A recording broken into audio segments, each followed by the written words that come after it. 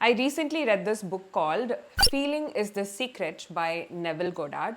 ಈ ಬುಕ್ ಬಂದು ಜಸ್ಟ್ ₹145 ಅಮೆಝಾನಲ್ಲಿರುತ್ತೆ. If you are someone who loves manifestation or want to know more about how your subconscious mind conscious mind works, then definitely I recommend you guys to read this. So ನಾನು secret by Rhonda ಏನಿದೆ ಅವ್ರದ್ದು ನಾನು ಓದಿದ್ದೀನಿ. So every book gives me a new perspective, every book brings me closer to my manifestation process, ಅಂದರೆ ಎಕ್ಸಾಕ್ಟಾಗಿ ಅಥವಾ right ವೇಯಲ್ಲಿ ಯಾವ ಥರ ಮಾಡಬೇಕು ಅಂತ ಹೇಳಿಬಿಟ್ಟು. So in this book, it's a very small book. You can finish it in like 1 or 2 days definitely. So ಇವ್ರು ಏನು ಹೇಳ್ತಾರೆ, so Neville Goddard is basically a manifestation coach. ತುಂಬ ವರ್ಷಗಳ ಹಿಂದೆ, like in around 1900s, at that time only ಇವರು manifestation ಬಗ್ಗೆ ಮಾತಾಡಿದ್ದಾರೆ. So ಇವ್ರ ಮೇನ್ ಏನು ಹೇಳೋದು ಅಂತಂದರೆ, ನಾವು ರಾಂಡಾ ಹೇಳಿರೋ ಪ್ರಕಾರ ನಮಗೇನು ಗೊತ್ತಿದೆ, ಸೊ ನಿಮ್ಗೆ ಏನಾದರೂ ಬೇಕು ಅಂದರೆ ಆಸ್ಕ್, ಬಿಲೀವ್, ರಿಸೀವ್ ಅಂತ ಹೇಳಿದ್ದಾರೆ. There is another version to this which I know. So if you want to manifest something, your TBA, which is the feeling, thoughts, beliefs and actions, ಎಲ್ಲನೂ ನಿಮ್ಮ ಗೋಲ್ಸ್ಗೆ match ಆದಾಗ manifestation ಬೇಗ ಆಗುತ್ತೆ ಅಂತ. So for a reason I know that feeling is very powerful when it comes to manifesting anything in your life, not just goals. ನಮ್ಮ day to day feelings ಕೂಡ ನಮ್ಮ life ಮೇಲೆ ಇಂಪ್ರೆಷನ್ಸ್ನ ಕ್ರಿಯೇಟ್ ಮಾಡ್ತಾನೆ ಇರುತ್ತೆ.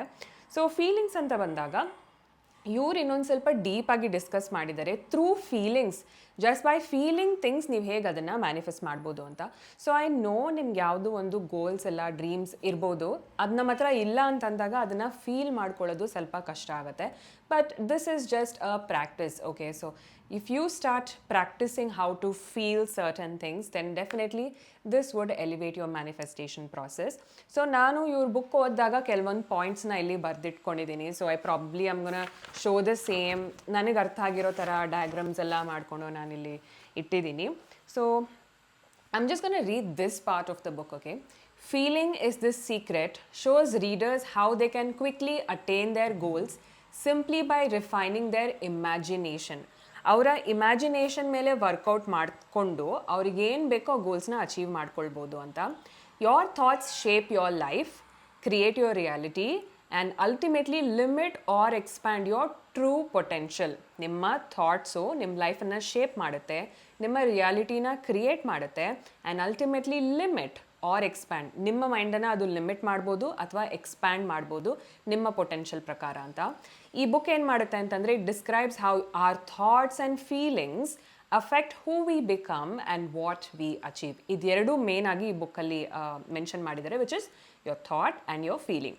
So when we have the power to change them, we gain the power to change our circumstances.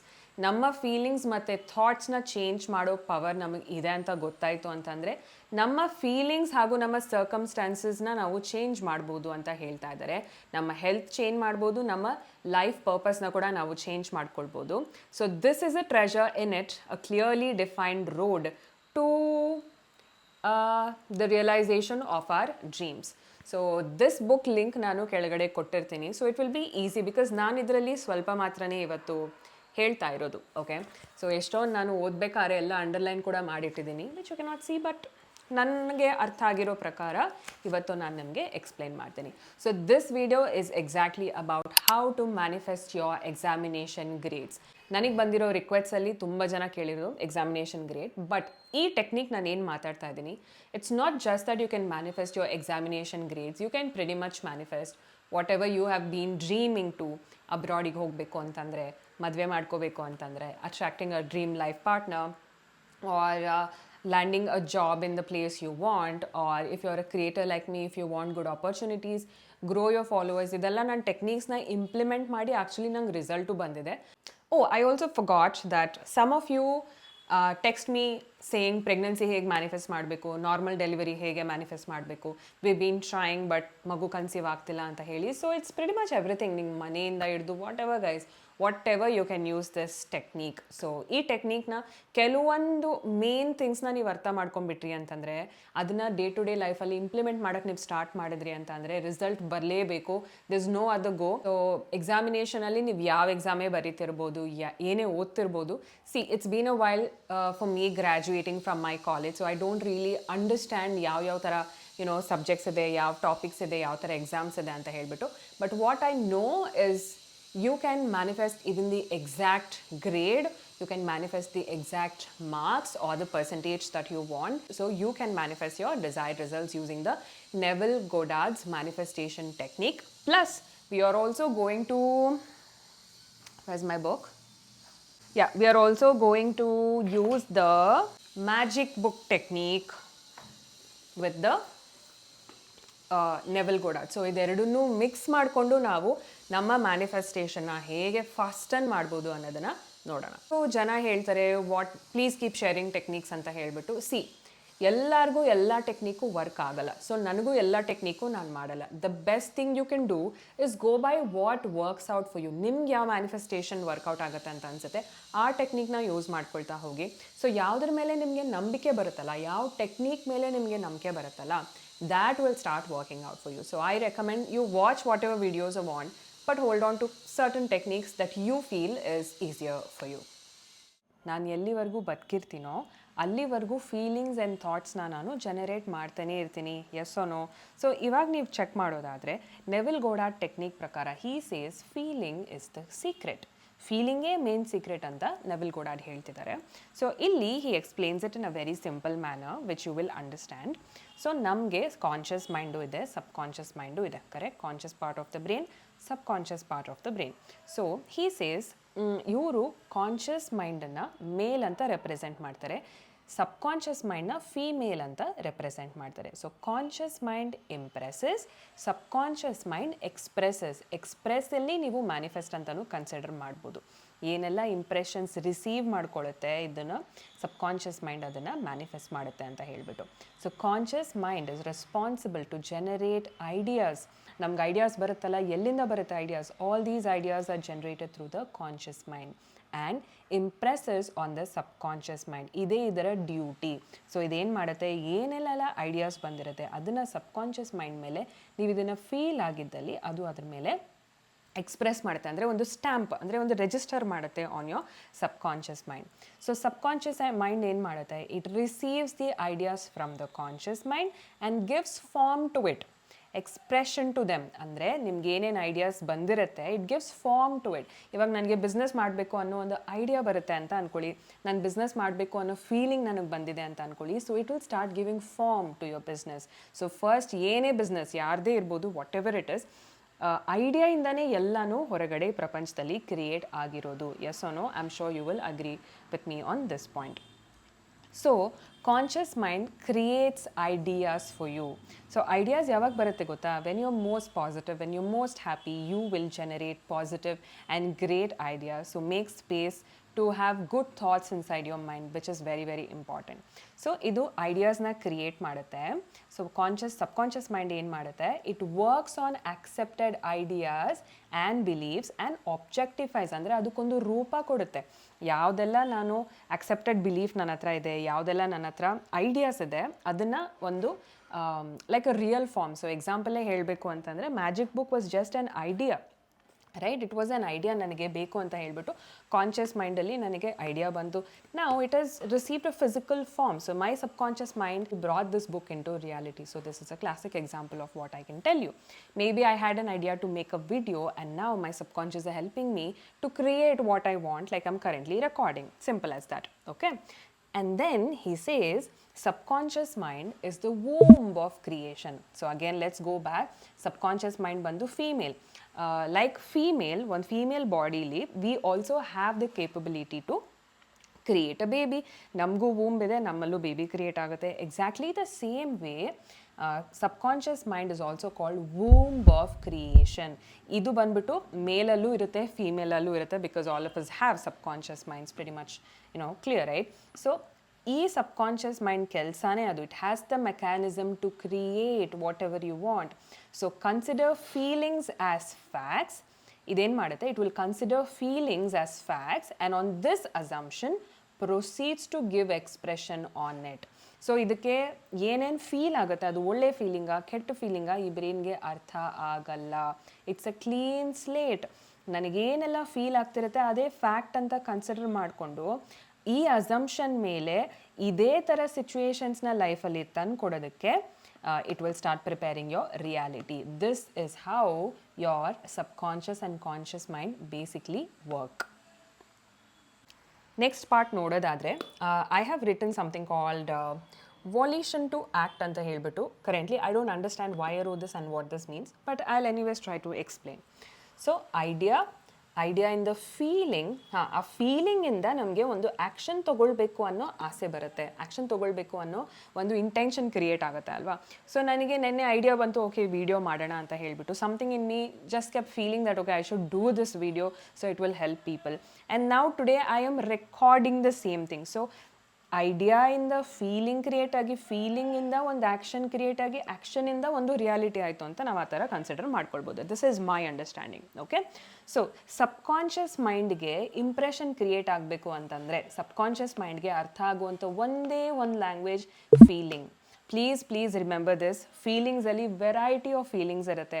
Lot of positive feelings ಇರುತ್ತೆ, lot of negative feelings ಕೂಡ ಇರುತ್ತೆ. Whatever you have been feeling, it is creating an impression on to your subconscious mind. Okay, so feeling is the only medium for ideas to Impress.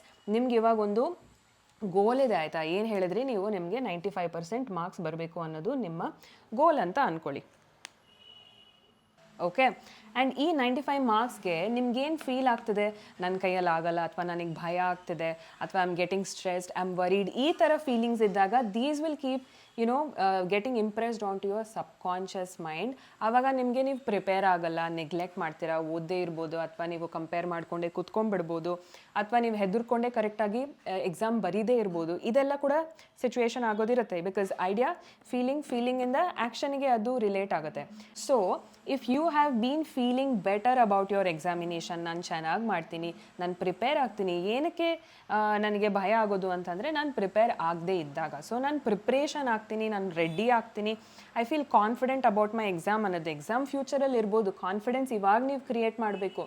ಆ confidence ನೀವು create ಮಾಡಿದಾಗ ನಾವು feeling is generated. ಆ confidence ಇರೋದ್ರಿಂದ you probably will start studying well. So this is exactly how the mechanism works. So subconscious mind ge artha aguvanಥ ಒಂದೇ language ಏನು, feeling and only feeling. So ideas are impressed on your subconscious mind through the medium of feeling. So no feeling, no idea impression. This is a very important point.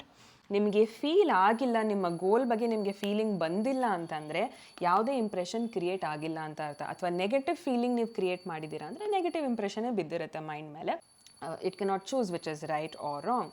So feeling create ಆಗಿಲ್ಲ ಅಂತಂದರೆ impression create ಆದಂಗೆ ಅಲ್ಲ. So once ನೀವೇನಾದರೂ feel ಆಗಿದೆ ನಿಮಗೆ ಅಂತ ಅಂದರೆ ಅದು ಒಳ್ಳೆಯದಿರ್ಬೋದು ಅಥವಾ ಕೆಟ್ಟದಿರ್ಬೋದು, it must be expressed.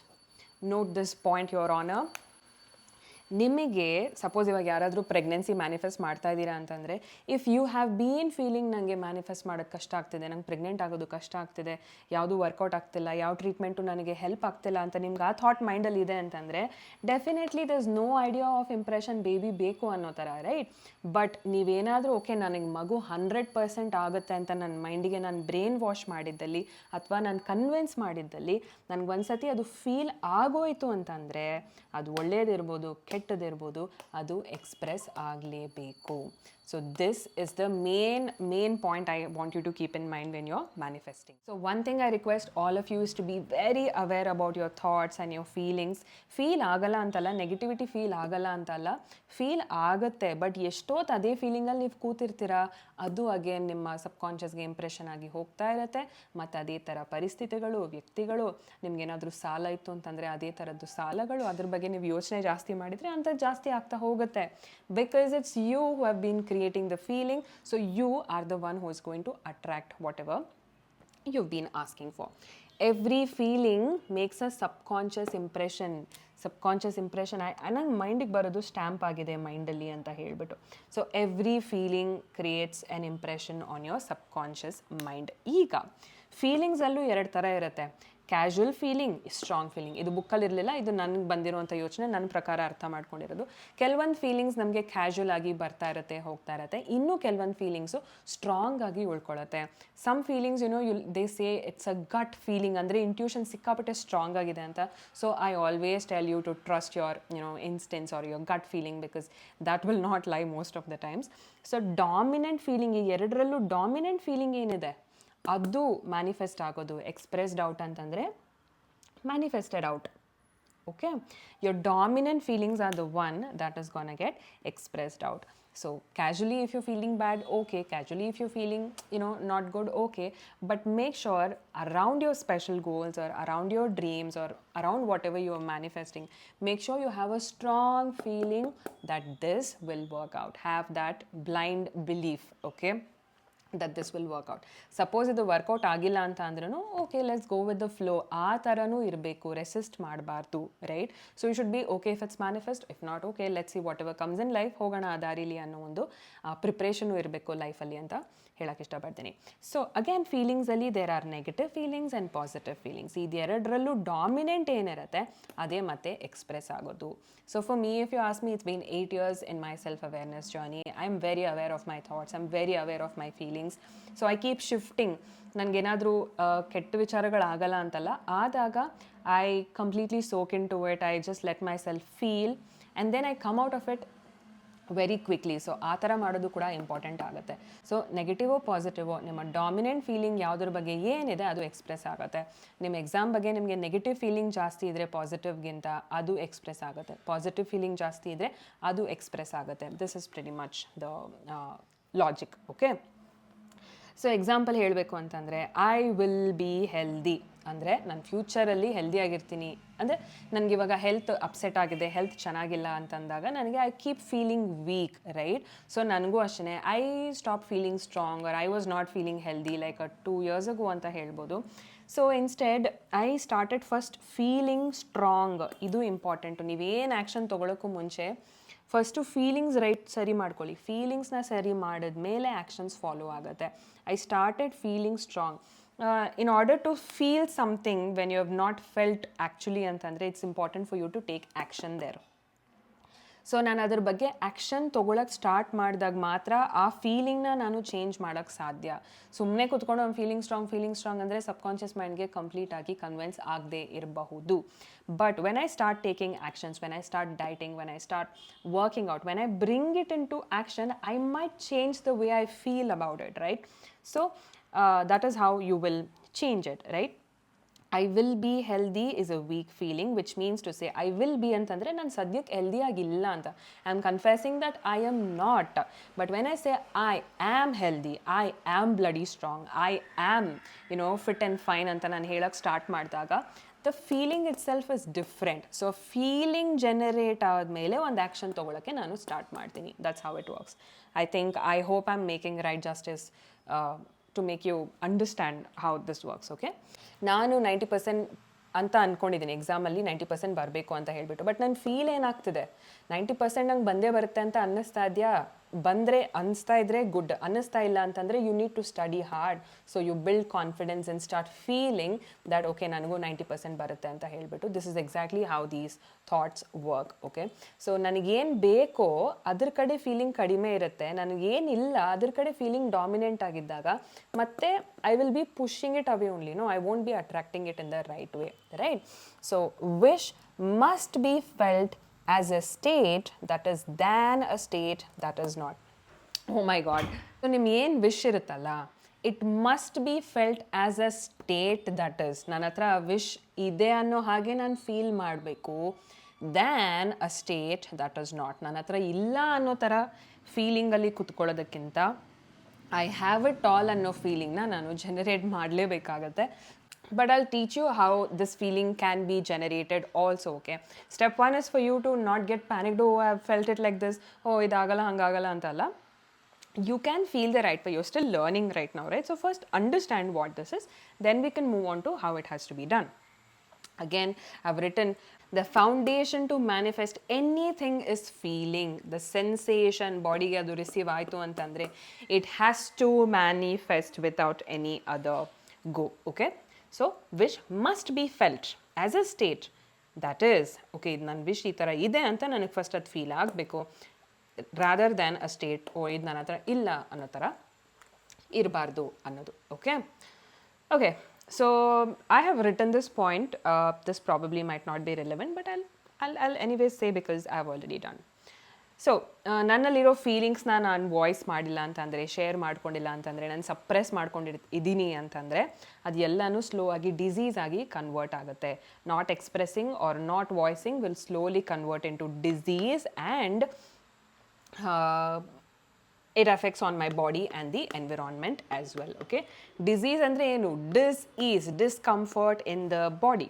So regret ಇರ್ಬೋದು, ಫೇಲ್ಯೂರ್ ಇರ್ಬೋದು, ಫ್ರಸ್ಟ್ರೇಷನ್ ಇರ್ಬೋದು, ಡಿಟ್ಯಾಚ್ಮೆಂಟ್ ಇರ್ಬೋದು, ಇದೆಲ್ಲನೂ ಮೈಕ್ರೋ ಲೆವೆಲಲ್ಲಿ ಒಂದು ಜ್ವರ ಇರ್ಬೋದು, ನೆಗಡಿ ಇರ್ಬೋದು, ಕೆಮ್ಮಿರ್ಬೋದು, ಏನೋ ಸ್ಟ್ರೆಸ್ ಇರ್ಬೋದು, PCOD, PCOS, BP, ಶುಗರ್ ಎಲ್ಲದಕ್ಕೂ ಹೀಗೆ ಅದು ಕ್ರಿಯೇಟ್ ಆಗ್ತಾ ಹೋಗೋದು.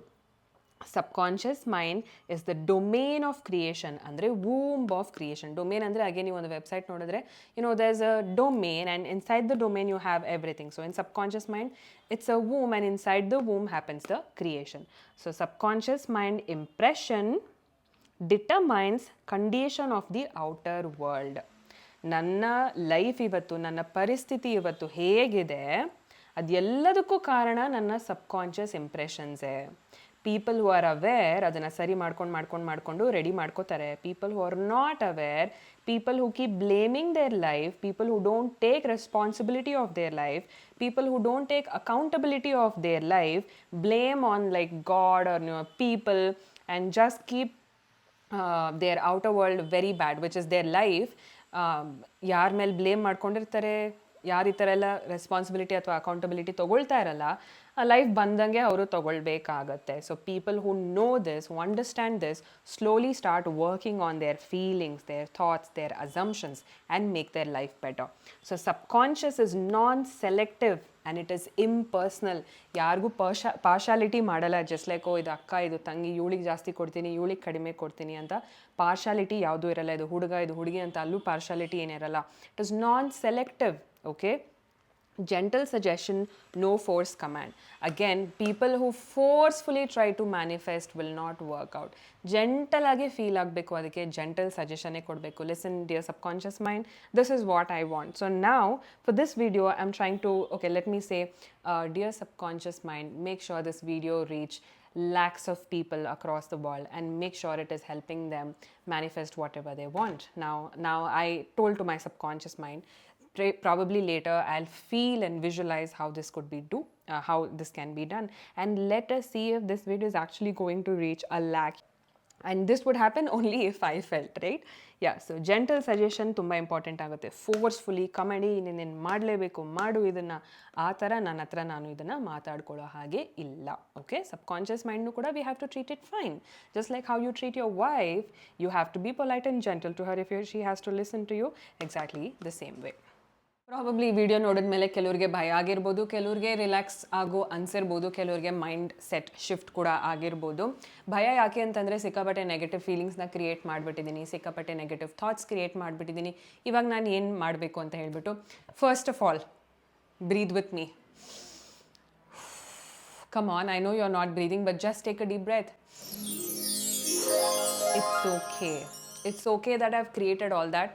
ನನಗೆ ಅವೇರ್ನೆಸ್ ಇಲ್ದಿರ ಅದನ್ನೆಲ್ಲ ಕ್ರಿಯೇಟ್ ಮಾಡಿಬಿಟ್ಟಿದ್ದೀನಿ. ಇನ್ಮೇಲೆ from now on I will shift all of them. ಇದು ಕೂಡ ಒಂದು ಥಾಟೇ ಅಲ್ವಾ, ಇದು ಕೂಡ ಒಂದು ಫೀಲಿಂಗೇ ಅಲ್ವಾ. ಇದುವರೆಗೂ ಈ ಥರ ನಾನು ಫೀಲಿಂಗ್ ಜನ್ರೇಟ್ ಮಾಡಿದ್ದೀನಿ, ಇದುವರೆಗೂ ಈ ಥರ ಅನ್ಕೊಂಡ್ಬಿಟ್ಟಿದ್ದೀನಿ, ಇನ್ಮೇಲೆ ನಾನೆಲ್ಲ ಚೆನ್ನಾಗೇ ಅನ್ಕೋತೀನಿ, ಇನ್ಮೇಲೆ ನಾನೆಲ್ಲ ಪಾಸಿಟಿವ್ ಆಗಿ ಫೀಲ್ ಮಾಡ್ತೀನಿ ಅಂತ ಹೇಳಿ we can at any which ways, any point of time you can shift your feelings and thoughts. ನಾನು ಆ್ಯಕ್ಚುಲಿ ಫುಲ್ಲು ಈ ವಿಡಿಯೋಲೇ ಮಾಡೋಣ ಅಂತ ಅಂದ್ಕೊಂಡೆ, but I think the video is going a little lengthy, so ಹಾಗಾಗಿ I'm gonna make 2 parts. So now you understood the basics of the conscious, subconscious, impression, expression. ಈ words ಎಲ್ಲ ನೆನ್ಪಿಟ್ಕೊಂಡಿದ್ರೆ ನಿಮಗೆ ಲಾಜಿಕಲಿ ಹೆಲ್ಪ್ ಆಗುತ್ತೆ. And that the subconscious mind is the womb of creation. Feelings ಬಂತು ಅಂತಂದರೆ 100% ಮೈಂಡ್ಗೆ ಅದು feel ಆಗಿ ಅಲ್ಲೊಂದು ಇಂಪ್ರೆಷನ್ ಕ್ರಿಯೇಟ್ ಆಗಿದೆ ಅಂತಂದರೆ ಅದು ಒಳ್ಳೇದಾಗಿರ್ಬೋದು, ಕೆಟ್ಟದಾಗಿರ್ಬೋದು, ಮ್ಯಾನಿಫೆಸ್ಟ್ ಆಗಲೇಬೇಕು ಅನ್ನೋದು.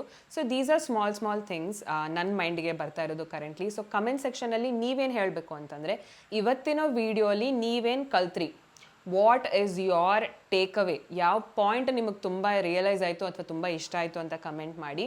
ಅದ್ರ ಜೊತೆಗೆ ನೀವೇನು ಮ್ಯಾನಿಫೆಸ್ಟ್ ಮಾಡಬೇಕು ಅಂತ ಅಂದ್ಕೊಳ್ತಾ ಇದ್ದೀರಾ ಅನ್ನೋದ್ರ ಬಗ್ಗೆನೂ ನೀವಲ್ಲಿ ಬರೀತೀರಾ. Okay, and next video I will be talking about how to use magic book method and Neville Goddard's technique to manifest whatever you want a little faster. ಇದು ನಾನು usually I don't use these words like ಫಾಸ್ಟಾಗಿ ಆಗುತ್ತೆ ಅದನ್ನೆಲ್ಲ ಅಂತ, but actually ನಾನು implement ಮಾಡಿ check ಮಾಡಿದಾಗ ಅದು ಫಾಸ್ಟಾಗೇ ವರ್ಕ್ ಆಗೋಕ್ಕೆ ನನಗೆ ಸ್ಟಾರ್ಟ್ ಆಯಿತು. It did not take a lot of time at all.